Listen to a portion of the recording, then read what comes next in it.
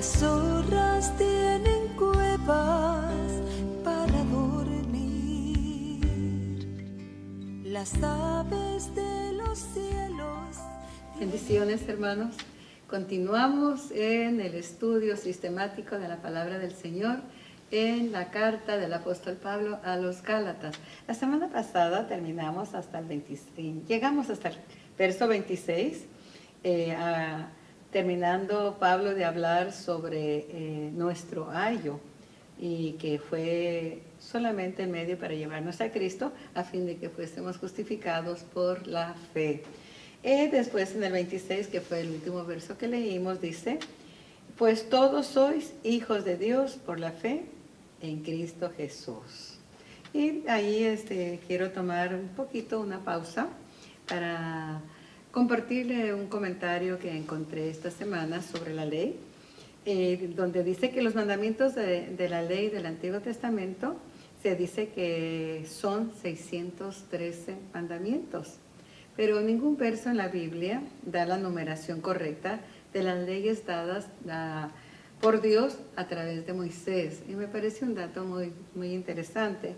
Y continúa diciendo esto: aunque esto no es importante, ya que algunos sugieren que son 613 mandamientos y los clasifican entre 248 mandamientos positivos y los negativos, que dicen no hacer esto o aquello, son 365. Entonces pueden notar usted la cantidad de prohibiciones, y que fue una carga demasiado pesada para el pueblo, imposible de guardarlo. Pero aquí continuamos, amados en Cristo, que lo único importante aquí es que la ley ha sido nuestro ayo, fue nuestro ayo en el pasado, con el fin de llevarnos, aquí vamos a continuar el estudio, con el fin de llevarnos a Cristo, como dice Gálatas 3:24, que dice: de manera que la ley ha sido nuestro ayo para llevarnos a Cristo, a fin de que fuésemos justificados por la fe. Y en Eclesiastés 7:20, note usted que dice: ciertamente no hay hombre justo en la tierra que haga el bien y nunca peque, que va en acuerdo con lo que escribe el apóstol Pablo en el libro de los Romanos, capítulo 3, verso 23, que dice: por cuanto todos pecaron, están destituidos de la gloria de Dios. Y Romanos 3:10, donde dice: no hay justo ni aún uno. Romanos 7:7, ahí pues nos muestra que la ley evidenció nuestra pecaminosidad. La ley definió el pecado y nos mostró la necesidad de un Salvador. Entonces, ¿ninguno era salvo en el Antiguo Testamento? Podemos preguntar, ¿verdad? Sí eran salvos por medio de los sacrificios de sangre, como le vamos a leer en Levíticos capítulo 9, verso 19 a 22, que dice así: degolló también el buey y el carnero en sacrificio de paz que era del pueblo. Y los hijos de Aarón le presentaron la sangre, la cual roció él sobre el altar alrededor. Puede ver que todo sacrificio para acercarse a Dios era a través de rociar la sangre sobre el altar. Así que los sacrificios se hacían de animales, de bueyes, de carneros, también de ovejas. Y los hijos de Aarón, o sea, los sacerdotes, presentaban la sangre y se rociaba delante de la presencia del Señor. Entonces, ¿qué nos quiere decir esto? Lo que habla Hebreos capítulo 9, 22, que dice que sin derramamiento de sangre no hay remisión de pecados. O sea, remisión significa desaparecer de la vista de Dios los pecados, remitiéndolos a otro. O sea, enviándolos. Remitir es enviar a otros. En el Antiguo Testamento, el pecador ponía la mano sobre el cordero, sobre la víctima, y confesaba sus pecados, lo cual significaba que los pecados de la persona pecadora pasaban al animal, y el animal era sacrificado llevando los pecados de la persona que había ido a confesar sus pecados.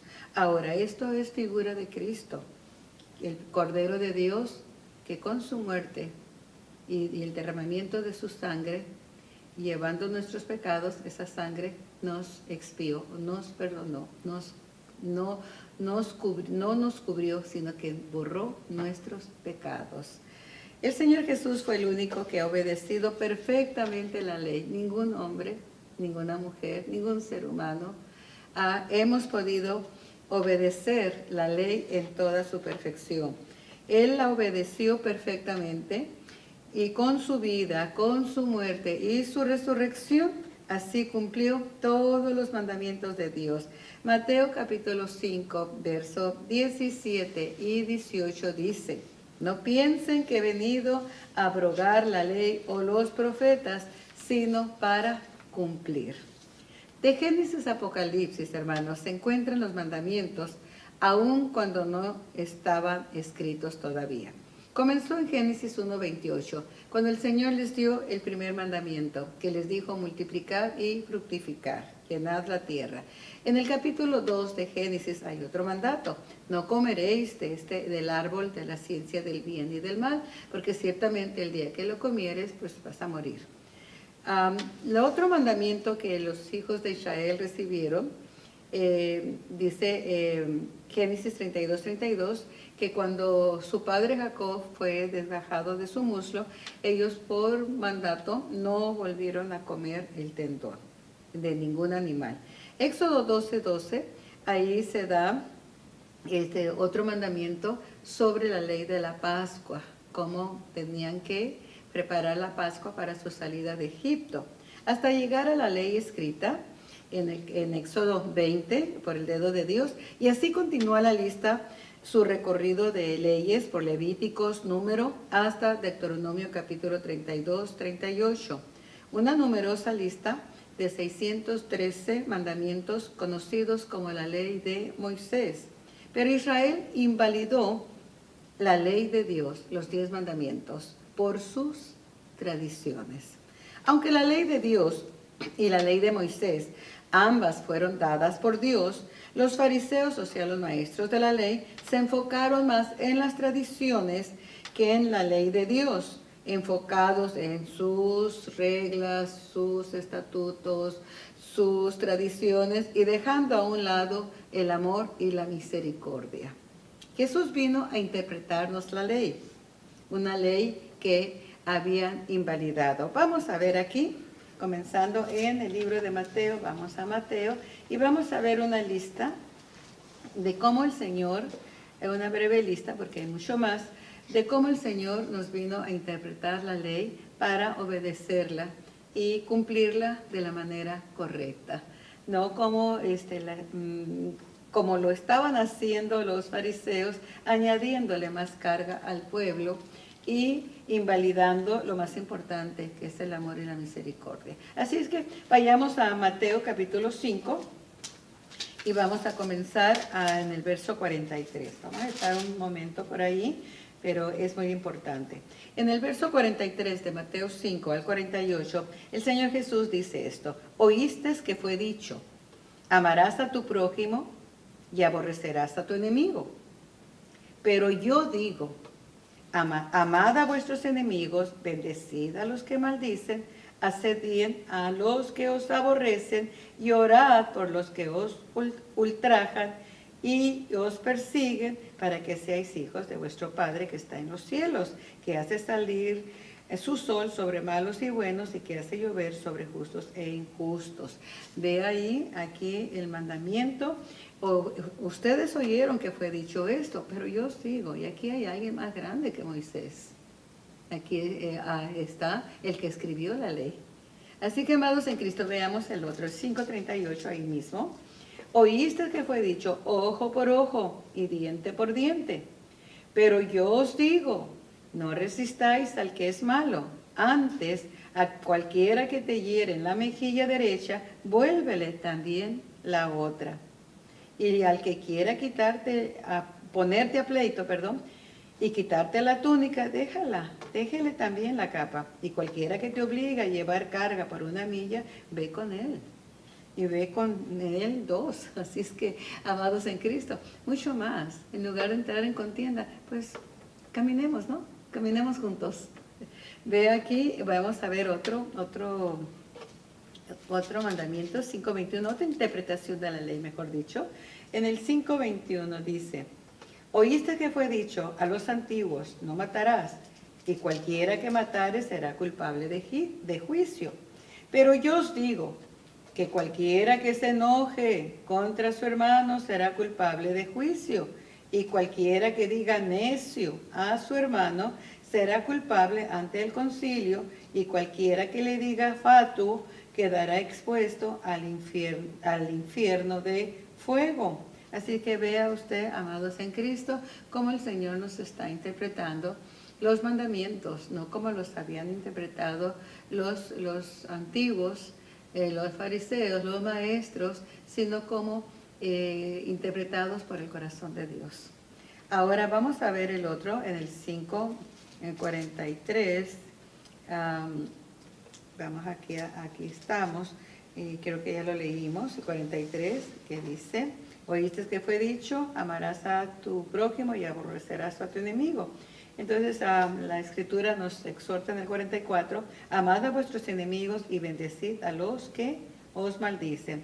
Así es que ya lo habíamos leído anteriormente, pero veamos otro más, en el 27 dice, oíste que fue dicho, no cometerás adulterio. Pero yo os digo que cualquiera que mira a una mujer para codiciarla, ya adulteró con ella en su corazón. Veamos el 33, el verso 33, que dice, además habéis oído que fue dicho a los antiguos, no perjurarás, sino cumplirás al Señor tus juramentos.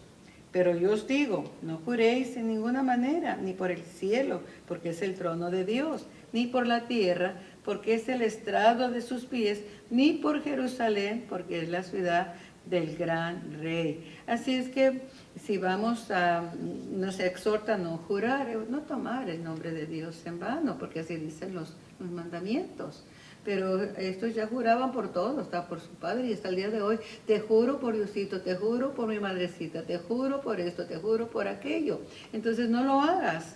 Aquí el Señor nos está interpretando, y que lo que prometamos, o ya pues lo cumplamos, porque estamos usando el nombre del Señor en vano. Vea qué hermoso nos lo interpreta el Señor. Ahora otros, pues no importa lo que hagas, habla de la honra de los padres y no importa. Mire, vamos a ver aquí cómo invalidaban la ley. Marcos capítulo 7, verso 8, que decían, bueno, esto no puedo ayudar a mis padres porque esta ofrenda es para el Señor y pues no tengo para honrar a mis padres. Entonces dice, esto no es así, no se ha invalidado la honra a los padres. Así es que, y también tiene su parte, la ofrenda para el Señor, pero era una excusa. Así que vamos a ver Marcos en el capítulo 7. Tomen nota, hermanos, de todos estos versículos. Ahí aparecen siempre en su pantalla. Puede pausar cuando ya terminó el estudio y tomar las notas y con calma usted escudriñar la Escritura, para que no se pierda la esencia de la palabra del Señor y podamos todos pues tener un entendimiento profundo, escudriñando la palabra del Señor. Ok, Marcos 7, en el capítulo 8 dice así, porque dejando el mandamiento de Dios, os aferráis a la tradición. Note usted, dejando el mandamiento de Dios, os aferráis a la tradición de los hombres. Las religiones están saturadas de tradiciones. Es que es la tradición de mis padres. Pues no es nada nuevo. La samaritana también estaba siguiendo la tradición de sus padres. Por eso pregunta, ¿dónde es correcto adorar? Porque mis padres dicen que allá en Gerizim, y ustedes los judíos dicen que en Jerusalén. Y Jesús dijo, no, aquí no se trata de templos, ni en Gerizim, ni en Jerusalén, sino que el Señor anda buscando adoradores, en espíritu y en verdad. Entonces, todas las religiones están llenas de tradiciones de los hombres y hablan de los lavamientos, de los jarros, de los vasos, que beber, y hacéis otras muchas cosas semejantes, dice el Señor. Y en el verso 9, mire lo que hacían, guardando tradiciones, rituales, mire lo que ellos hicieron en el verso 9. Les decía también, bien invalidáis el mandamiento de Dios para guardar vuestras tradiciones. Ni a los padres ya honraban, porque Moisés dijo, honra a tu padre y a tu madre, y el que maldiga al padre y a la madre, muera irremisiblemente. Pero vosotros decís, ustedes le cambiaron, ¿no? Que traiga dinero y que no muera, ¿no?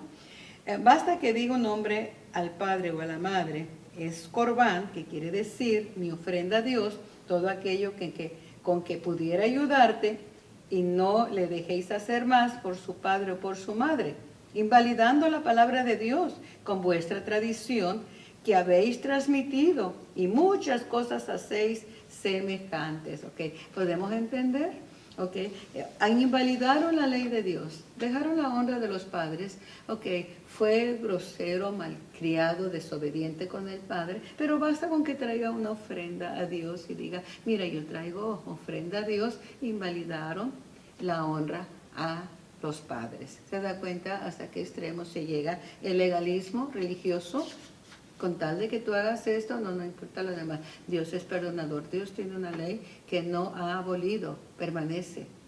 Simple y sencillamente, el Señor, con toda la autoridad, porque Él escribió esa ley, vino a interpretárnoslas. Ellos se enfocaron en lo exterior, pero ignoraron el mandamiento del amor y la honra a Dios y a los padres y al prójimo. La ley de Dios y la ley de Moisés es una sola. Pero los 10 mandamientos fueron escritos por el dedo de Dios, a diferencia de la ley escrita por Moisés, dada por Dios, pero no fue escrita por el dedo de Dios. Y el que vino a interpretárnosla para que la obedezcamos correctamente fue el que escribió esa ley. ¿Se recuerda cuando la mujer adúltera fue llevada a Jesús? Que Jesús ni la miró, ni escuchó, ni contestó. Escuchó, pero no contestó la acusación, sino que Él se puso a escribir en tierra con su dedo. Venían a forzarlo a que cumpliera su legalismo delante del que escribió la ley. Así es que, amados en Cristo, no ha sido abolida la ley de Dios en el sentido de los 10 mandamientos, sino que vamos a ver lo que el Señor hizo. La ley de Moisés fue añadida a causa de las transgresiones para que el pecado sobreabundase, como dice Romanos 5:20, ahí nos da la respuesta, y para que sobreabundara la ley, o mejor dicho, la gracia de Dios. El pacto anterior fue abolido cuando Jesús anuncia un nuevo pacto, el de su sangre, como lo menciona en las instrucciones sobre la cena del Señor, cuando Él toma la copa. Este es el nuevo pacto en mi sangre, que por vosotros es derramado. Porque si el antiguo pacto continuara, hermanos, entonces no hay una nueva ley o un nuevo pacto. La ley de Dios sigue vigente y tiene su cumplimiento en el más grande mandamiento. El antiguo pacto solo cubría el pecado. El nuevo pacto quita, borra el pecado de nosotros mediante el sacrificio de Cristo ofrecido una sola vez y para siempre. Jesús cumplió satisfactoriamente con los rudimientos de la ley. Él vino y nos explicó los mandamientos de Dios en el Sermón del Monte, tal como lo leímos, y hay mucho más, así que póngale cuidado ahí. Y toda la ley de Dios y los profetas lo resume en este grande mandamiento, el primero y más grande mandamiento, que dice así: amarás al Señor tu Dios con todo tu corazón, con toda tu alma, con toda tu mente. Este es el primero y grande mandamiento. Y los que siguen, y el segundo, es semejante: amarás a tu prójimo como a ti mismo. Y ahí está escrito en el Evangelio de Mateo, capítulo 22, verso 34 al 40. Nuevamente le repito, Jesús vino a interpretarnos la ley. pero rechazaron al intérprete. Enfocaba sobreponiendo sus tradiciones. Ellos guardaban la ley supuestamente, pero rechazaron al intérprete de la ley, sobreponiendo sus tradiciones. Ellos no entendieron que la ley se enfocaba en un solo mandamiento, en el amor a Dios y como consecuente el amor al prójimo. Observe usted los 10 mandamientos cuidadosamente en Éxodo capítulo 20. Obsérvelos y hay solamente 2 divisiones en esos 10 mandamientos. Los primeros tienen que ver con Dios. Los siguientes eran mandamientos que sobreguardaba el no dañar al prójimo. En el pasado, aunque la ley parecía una pesada carga para Israel e imposible para guardarla, el propósito principal era para que obedecieran el pacto y fueran bendecidos, prosperados, con gozo y salud para el pueblo de Dios. Ese era el propósito. Vemos que la ley de Dios no ha sido abolida, ya lo vimos en los versículos anteriores, pero ha sido interpretada por el mismo Maestro y la resumió en un grande mandamiento, porque Jesús no vino a abrogar la ley, sino a cumplirla. Podemos decir que la ley de Dios es un resumen fundamental de la ley y es una forma en que Dios desea que nos comportemos con Él y con todos los que nos rodean.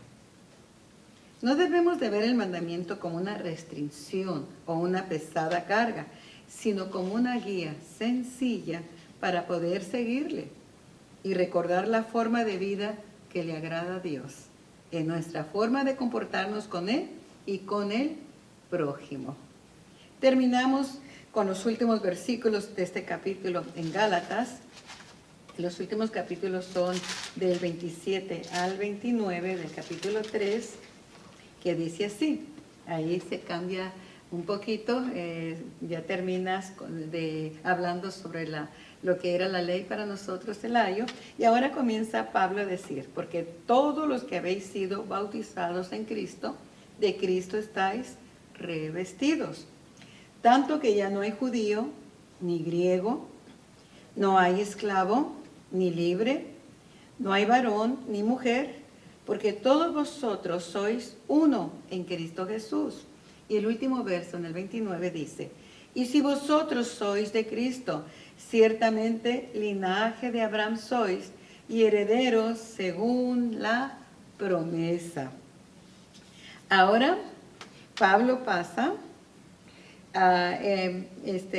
para hablarnos, y ya que nos ha ilustrado sobre el ayo, ahora pasa al bautismo y hace mención del bautismo. Y dice que habéis sido bautizados en Cristo y os habéis revestido de Cristo. Y aquí hay 2 alegorías, el ser uno en Cristo y haber sido revestidos en Cristo. La primera alegoría nos habla sobre el ritual del bautismo, tal como lo celebraban los judíos o lo celebran. El bautismo era un rito judío. Si un hombre quería aceptar la fe judía, tenía que hacer 3 cosas. Número 1, tenía que circuncidarse. Número 2, tenía que ofrecer sacrificio. Y número 3, tenía que bautizarse. El bautismo era un lavatorio ceremonial para limpiarse de la contaminación. Eso lo podemos ver en el libro Levítico, el libro de la ley, desde el capítulo 11 al 15. Los detalles del bautismo judío eran los siguientes. El bautizando, el que se iba a bautizar, el candidato, se cortaba el pelo y las uñas. Se desnudaba totalmente. El baño tenía que contener 300 litros de agua.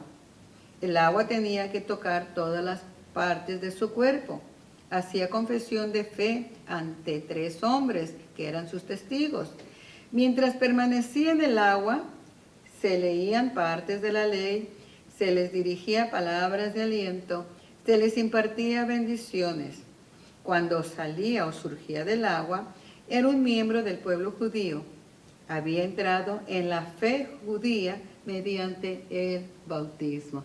¿Se da cuenta cuántas cosas tan minuciosas para el ritual del bautismo? Ahora, mediante el bautismo cristiano, una persona entraba no en una religión, entraba en Cristo. Los primeros cristianos, consideraban el bautismo como algo que producía una unión real con Cristo. Vamos a ver Romanos capítulo 6, en el verso 3, que dice: ¿O no sabéis que todos los que hemos sido bautizados en Cristo Jesús hemos sido bautizados en su muerte? Vea el significado y vea el ritualismo del bautismo bajo la ley. Ahora, Colosenses 2 nos habla también sobre el bautismo, y vamos a verlo aquí en el capítulo 2, verso 12, que dice: sepultados con él en el bautismo, en el cual fuisteis también resucitados con él mediante la fe en el poder de Dios que le levantó de los muertos. Entonces el bautismo para la iglesia cristiana, amados en Cristo, no era un mero ritual externo, era una unión real con Cristo. En el verso 27, que dice: porque todos los que habéis sido bautizados en Cristo, de Cristo estáis revestidos, que es la otra alegoría. Aquí Pablo aplica una referencia a una costumbre que existió. El bautizando estaba vestido con una túnica blanca, simbolizando una nueva vida. El ser bautizados para ser introducidos al cristianismo, el iniciado se pone una nueva ropa blanca, lo cual significa que su vida quedaba revestida de Cristo. Que nuestro ropaje nuevo es Cristo mismo en nosotros. En el verso 28 vemos el resultado de ser integrados al cuerpo de Cristo. El verso 28 dice: ya no hay judío ni griego, no hay esclavo ni libre, no hay varón ni mujer, porque todos vosotros sois uno en Cristo Jesús. El resultado era que en la iglesia ya no había distinciones entre judío, entre griego, entre esclavo, entre libre, entre varón y hembra. Esas diferencias de raza, de estatus social, de diferencias sexuales, habían sido derribadas porque todos somos uno en Cristo. La oración judía, vamos a ver aquí un ejemplo, que se rezaba o se repetía todas las mañanas y que Pablo lo había hecho toda su vida antes de ser cristiano, era la habitual de todo varón judío, que dice así: gracias Dios por no ser un gentil. Gracias Dios porque no soy un esclavo. Gracias Dios porque no soy una mujer. Pablo toma esa oración y le da vuelta. Todas las restricciones de la religión judía habían desaparecido en el tiempo del Nuevo Testamento a través de Cristo. Todos somos iguales ante los ojos de nuestro Señor Jesucristo. No hay barreras que nos pueda separar. Jesús respondió a los judíos por criticarlo, le responde de una manera muy hermosa, por sanar en el día de reposo a una hija de Abraham. Lucas 13, verso 16 lo menciona. Y aquí por primera vez se le menciona a esta mujer que había sido jorobada como hija de Abraham, ya que solo los varones eran considerados hijos de Abraham. Vayamos y veamos Lucas capítulo 13. Veamos esto, porque como el Señor lo están reprendiendo porque sanó a una mujer que había estado 18 años, atada por Satanás, el Señor la sana, y porque Él no espera otro día para sanarlo, sino porque la sana en el día de reposo. Entonces el verso 10 dice, enseñaba Jesús en una sinagoga en el día de reposo, y había una mujer que desde hacía 18 años tenía espíritu de enfermedad, y andaba encorvada, y en ninguna manera se podía enderezar. Cuando Jesús la vio, la llamó, y le dijo, mujer, eres libre de tu enfermedad.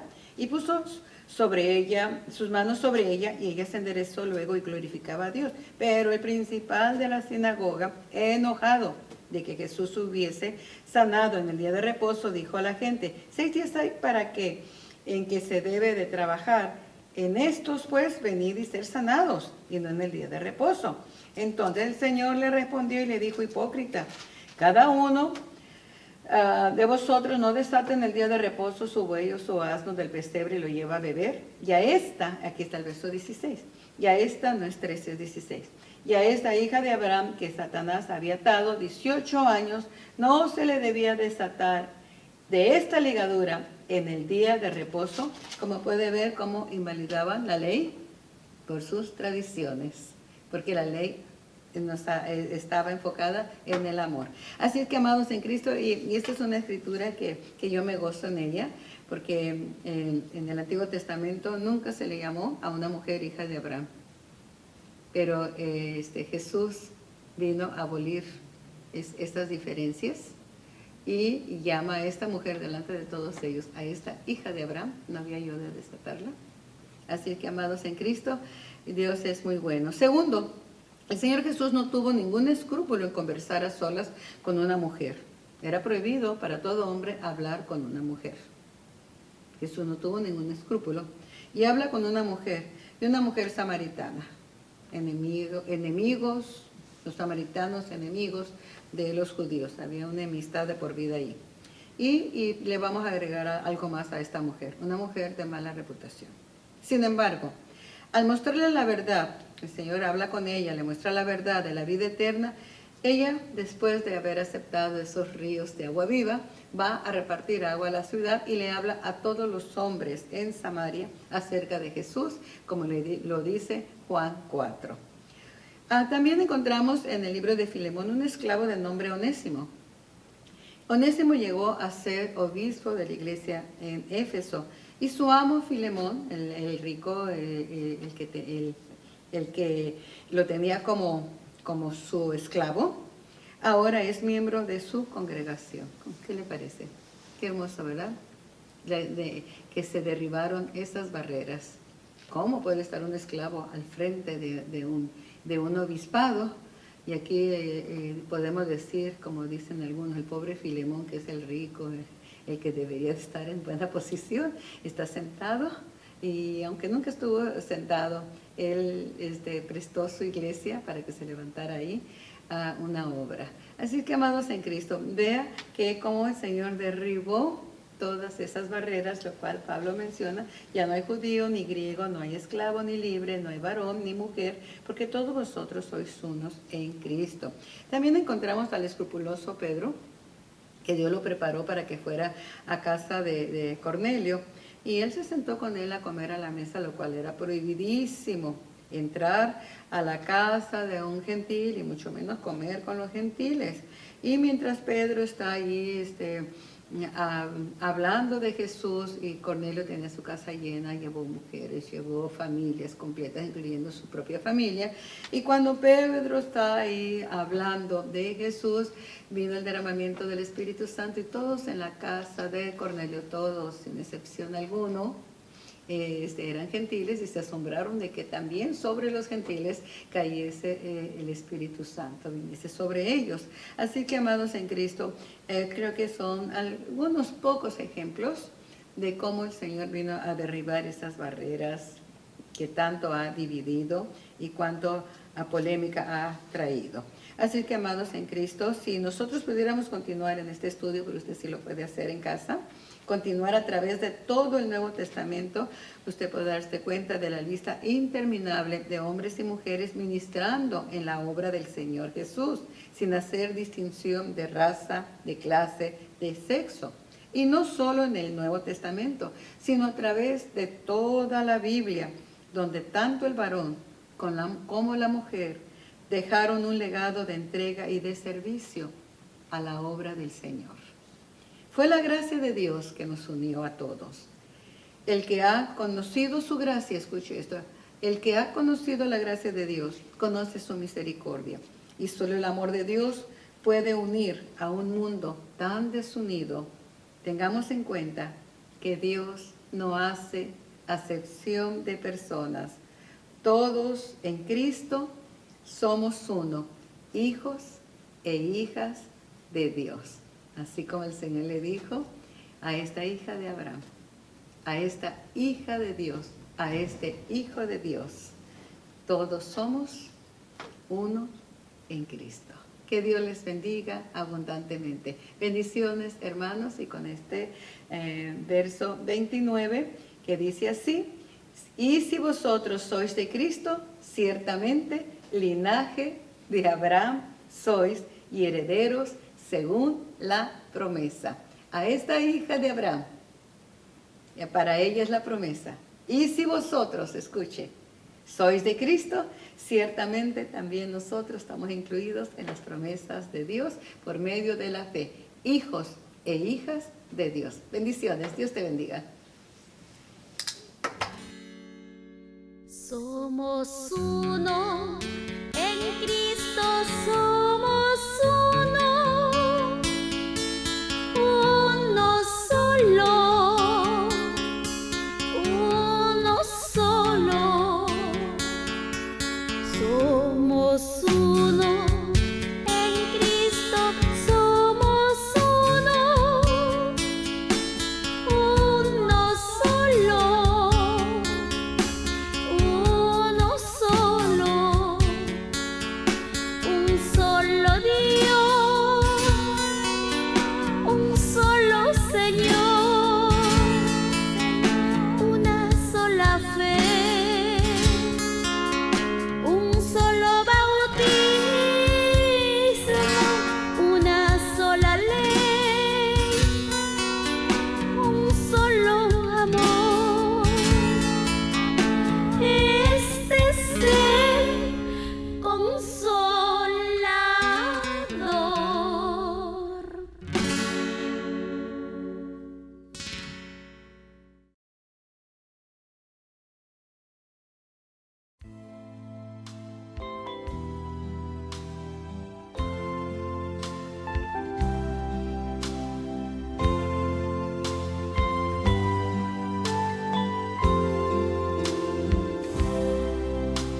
Las zorras tienen cuevas para dormir.